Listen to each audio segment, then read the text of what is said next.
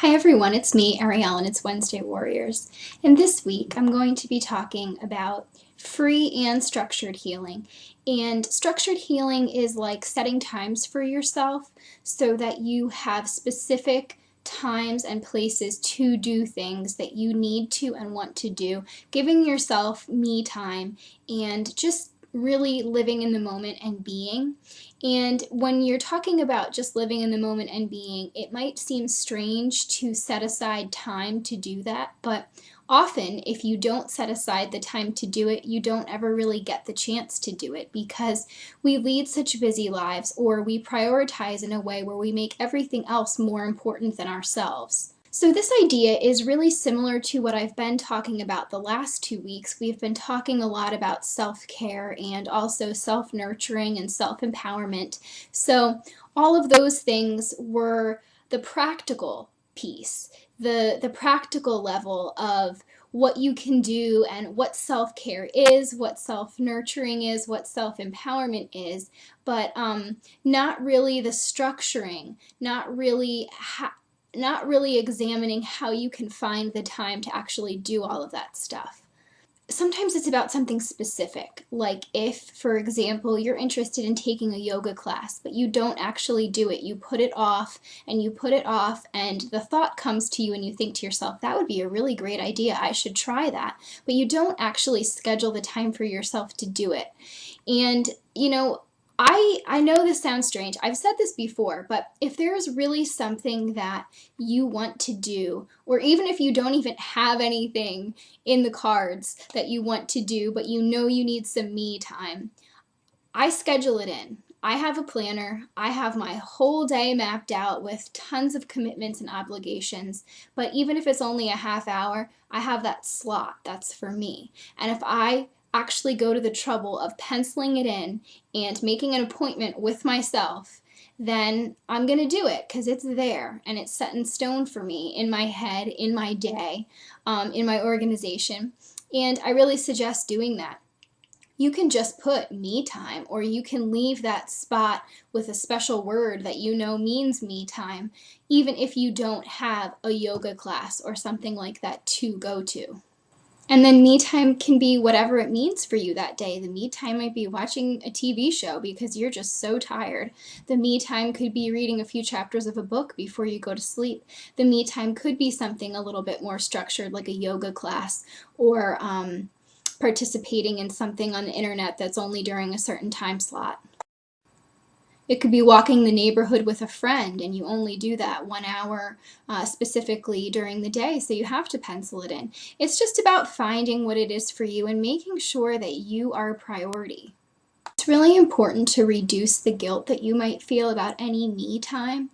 And when you give yourself that time, even if you're noticing that you're giving yourself me time on a regular basis, maybe it's happening every day and you're not used to that because you're trying this, you have to remember that you're important, and you really have to reiterate that with yourself, because if you're not used to this self-care or this level of self-care, then it is going to feel a little bit odd, but it doesn't mean that it's not the right thing to be doing. And you really have to give yourself permission. You really have to allow this. I love me time. I am not a person who feels guilty about taking me time, but it is very difficult for me to figure out a way to fit it in when I have so much going on. I am a really busy person, so sometimes it's a matter of me, like I said before, penciling it into my day planner so that I know it's going to happen. Or sending myself an email, I want to do this tonight, and it's sort of like a to-do list. Or I set a reminder on my phone with some little notes from me to me saying that there's something that I want to do that evening, so that my phone's going to alarm and it's going to tell me, hey, you wanted to do this. And even if there are emails that I need to respond to, or phone calls that I need to make, or things that I want to do as far as, eating disorder advocacy, or even making a video or something like that, that I'm going to do something for myself first. And giving yourself time for yourself doesn't mean that you're any less committed to the other priorities in your life.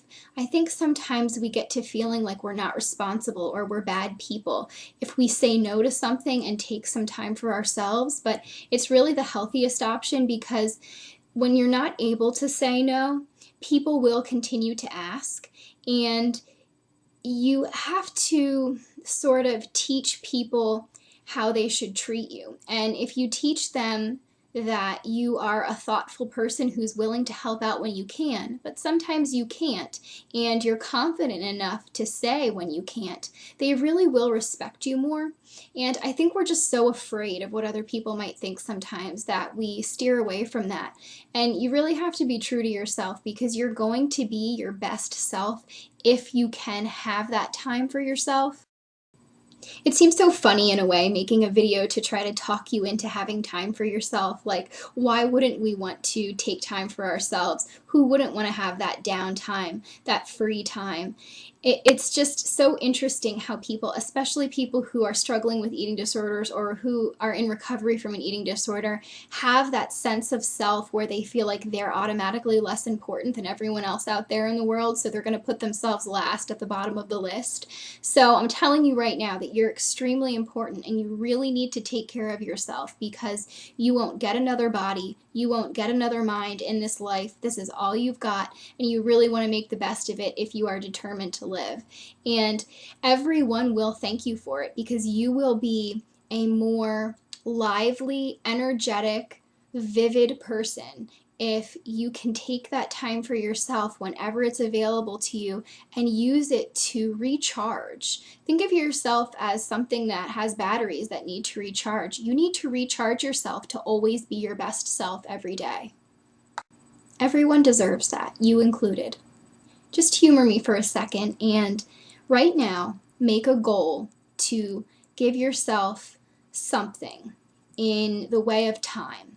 Whether it's a half an hour tonight where you're just going to have a cup of tea and watch TV, or whether it's an hour where you're going to take a run or take a walk, whether it's an hour where you're going to call a friend and you're not going to constantly be doing something else while you're talking to that friend. You're just going to live in the moment. And really commit to that. And if you have to write it down in a notebook or in a planner, do it. And if you have to set your phone to remind you that you wanted to give yourself some time to yourself this week, do it.